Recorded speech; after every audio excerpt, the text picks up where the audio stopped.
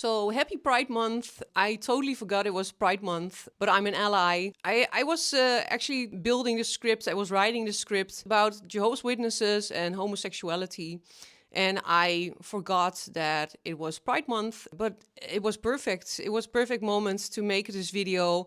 So I want to get into this. I did some research on jw.org. Yeah, we'll see where it's going.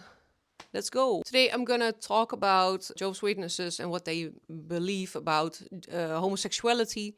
I wanted to get into LGBTQ at first, but I thought it was a little difficult to find something about it, but there was the world about homosexuality. I'm gonna talk about some Bible verses, things that I found, even about Jehovah's Witnesses and masturbation, homosexuality and masturbation. I thought that was really funny. I even found a kids show on their website.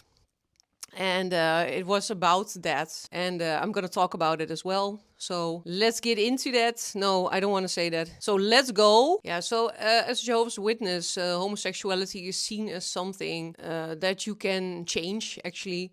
And you're seen as a homosexual conduct. That's what they say. Jehovah's Witnesses have their own view on things. So here I did research about this one. I have a Bible verse here that I found, and it says, like, you must not lie down with a male in the same way you lie down with a woman. From Leviticus. So, but does it also apply to me as a woman? Does that mean that I can only lay with women? Because the interpretation of the Bible is a thing, right? Right? Don't be misled. Those who are sexually immoral, idolaters, adulterers, men who submit to homosexuality, thieves, greedy people, drunkards, revilers, and extortioners will not inherit God's kingdom. Corinthians. Their website says that they don't want to be in the same category as haters. They don't want to. They are not allowed to treat people badly or bully or whatever. But then look at in what sentence they are putting homosexuals, for instance. What is this? You know, they're putting them in sentences such as with revilers or adulterers, thieves, greedy people. That is not okay, right? That is not okay. Okay? Like how okay, then I'm okay with going into the popular opinion in this case. But then just because you don't agree with it, I think you cannot put anyone in the same sentence as thieves and greedy people and all those types of things. What? People that commit adultery are not the same people, right? That is awful. But then as a Jehovah's Witness, then that means that you're only going to be seen with homosexuals in the same room when you're trying to convince them otherwise and that they can change, or when you are one themselves. Maybe you're curious, right? Maybe you're curious. So Jehovah's Witnesses obviously believe in the heterosexual marriage and not homosexual marriage. Jehovah's Witnesses don't want to involve themselves in the law or the discussion about same-sex marriage and what it does. For me, that kind of looks like they know that they're the minority about this topic, and they are actually involving themselves in hateful practices. They know that they're a minority, and they will not be listened to only by their own community. So they are only by their own organization, right? It's definitely an opposing view of that being of peace with others, because you're not. You believe that they're like thieves. You believe that the Bible says it. This is from the Bible. It's such an opposing view. According to Jehovah's Witnesses, a homosexual can change. Of course, they can change, but you are not, since you're not accepting of them, they absolutely don't want to be in your organization anyways, and nobody wants to be around you either. You know, I think it's good to have a phase of personal discovery in your life somewhere. When you're in the organization, it's very hard to have those feelings and to feel those feelings. And you actually have a fear of being shunned, you know, that they will disfellowship you because you have those feelings. You cannot talk about them because there's always an otherwise we're going to, you know, and that makes people scared of actually telling, and they keep everything inside. And then one thing to the other, one problem to the other comes up, and I think that's terrible. Keep walking by spirit and you will carry out no fleshly desires at all. Galatians. This verse is stating that it doesn't mean that people don't have any fleshly desires, but the desire you're actually looking for is Jehovah God. Is it actually a desire, or is that something that you really want to discover for the longest time already in your life? That is something you can ask yourself. Governing body, you old socks. Are you listening? You can feel old and gay at the same time. You won't believe it, but it's true, actually. I just thought that this specific item is the most funniest thing that I wanted to talk about. This part of the video is so funny because it's about homosexuality and masturbation that I found on their website. And well, it starts off with about teens and young adults exploring their bodies. And if it's okay to explore your body at such age, is it okay to explore your own body? And they say it's common, doesn't mean that you should apply it. And they compare masturbating with stealing and lying because it's a common practice nowadays. But then I'm like, but it should not be common, It's not a common thing. And also, stealing and lying usually involves other people instead of masturbation, which can only go for yourself, And I think it's a awful comparison. It's an awful comparison because with stealing especially, you are hurting other people. You're taking someone's belongings as your own, and that is harmful for another person, and not necessarily with masturbation, which is for yourself. So it's not a comparison. Masturbation and self-abuse aren't in the Bible. Those are not words that are in the Bible, but they're actually seen as unclean. They compare it with fornication, greediness, with uncleanness. It's unbelievable, right? It's unbelievable. It's so, like, why do you care so much about what other people do, right? Yeah, so the idea is that not letting yourself be controlled by your own body. That's why masturbation is bad. The marriage is involved in this practice, but I don't really understand this because this is one person that is alone that is doing this. And so why is it a problem? I think it's only going to be a problem if the partner really has a problem with it. Like if it's hurting your marriage, if it's hurting your partnership, you need to stop doing it, right? That's the whole thing. Like if it becomes a problem, then it's a problem, right? And not because it's hurtful immediately. They also say that you should actually not wear elements like clothing that are rubbing your private parts, just so to say. You're not allowed to, or like you are allowed, but you need to look out for those types of things. So you won't be, that you won't get closer to that. I think that is so, it's so controlling, right? Yeah, what I also found very interesting was this idea that they say is that men can't find, they don't understand their woman's wants and needs once they started masturbating early on in life, because they don't see their signals for their woman and their wants and needs. It's I think why this is because at the beginning of this article that but the beginning of this page about this, you saw the percentage of boys masturbating and then girls masturbating, and the boys one was way higher than the girls one. So I think that's like the boys one was like 95%. And the girls was way lower. So I think it could have been because of that. Jehovah's Witnesses believe that masturbation can lead to homosexuality as well, which is okay. I'm sorry, Lady Gaga. One of your biggest fans aren't born this way.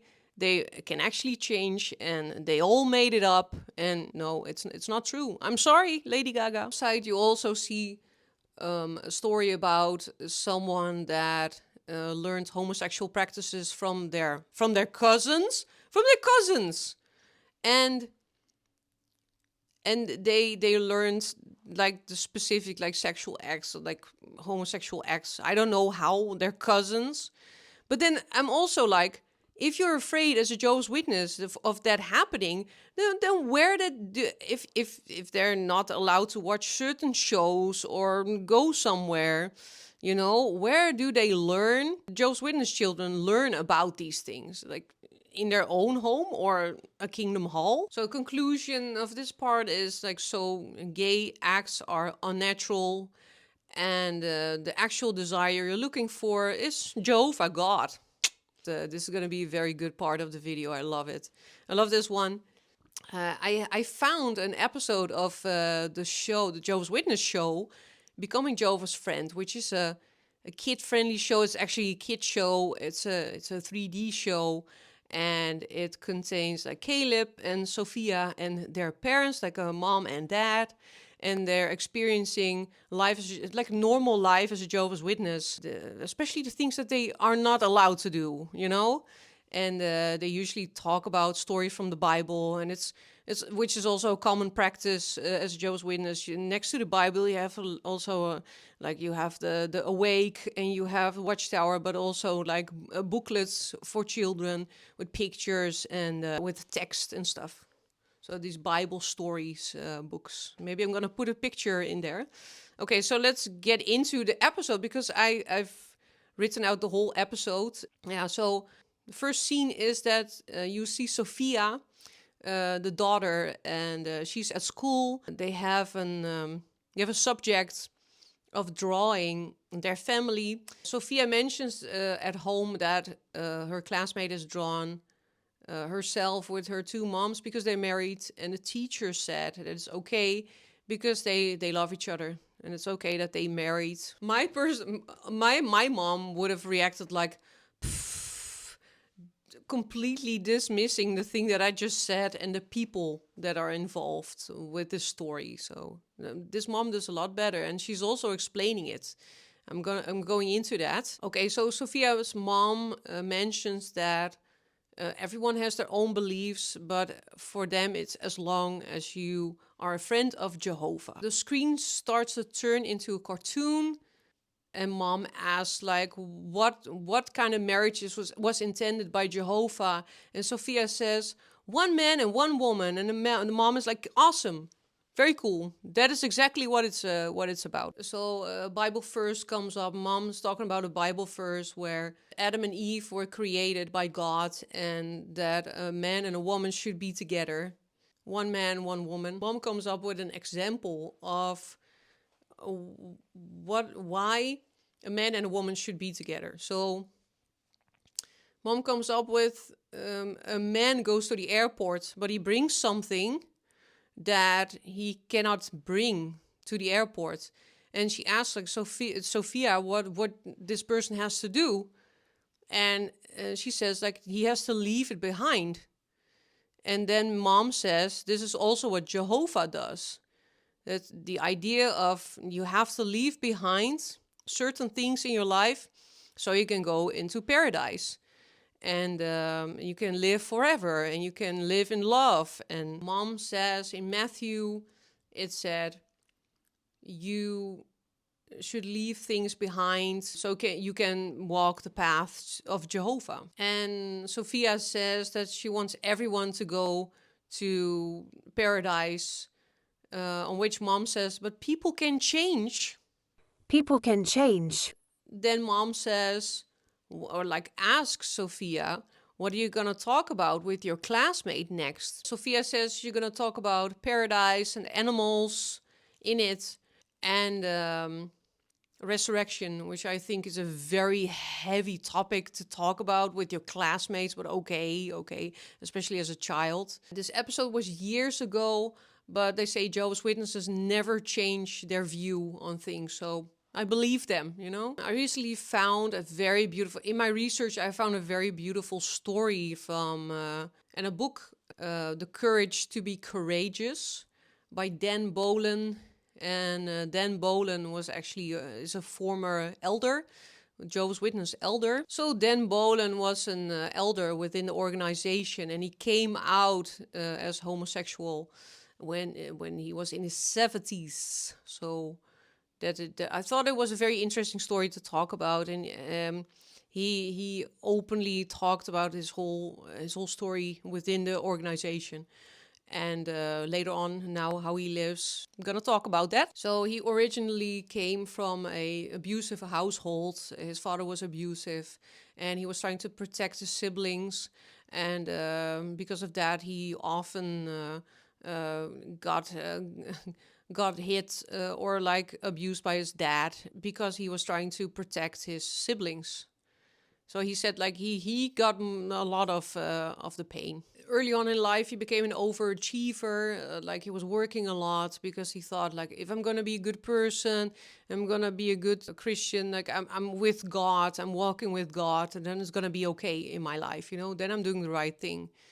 And he considered himself an atheist in first case, but he got in contact with Jehovah's Witnesses in high school, and or like in school. In school, he became in contact with Jehovah's Witnesses, and he really wanted to show them why he didn't want to be in the religion, because he saw his mom was a Jehovah's Witness, and he saw the problems that it gave with the family, and it all gave problems. So he was like, okay, I don't want to be part of it. But then they got into like an hour-long discussion, like he said 5 hours eventually. But later on, he converted to become a Jehovah's Witness himself, because he realized that he came from an abusive family.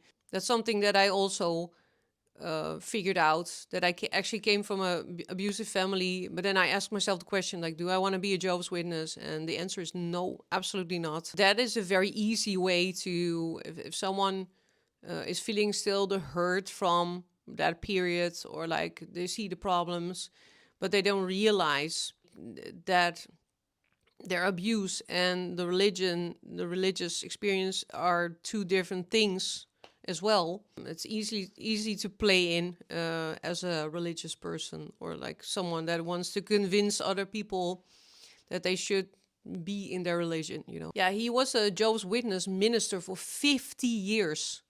He was in there a very long time. He was an elder, and he got married. He was married for 25 years.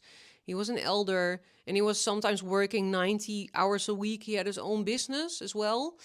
And so it took a lot of time, and he had no time to actually look for himself and who he was, and what he was thinking about, and why these thoughts came up, because he was having homosexual thoughts already early on.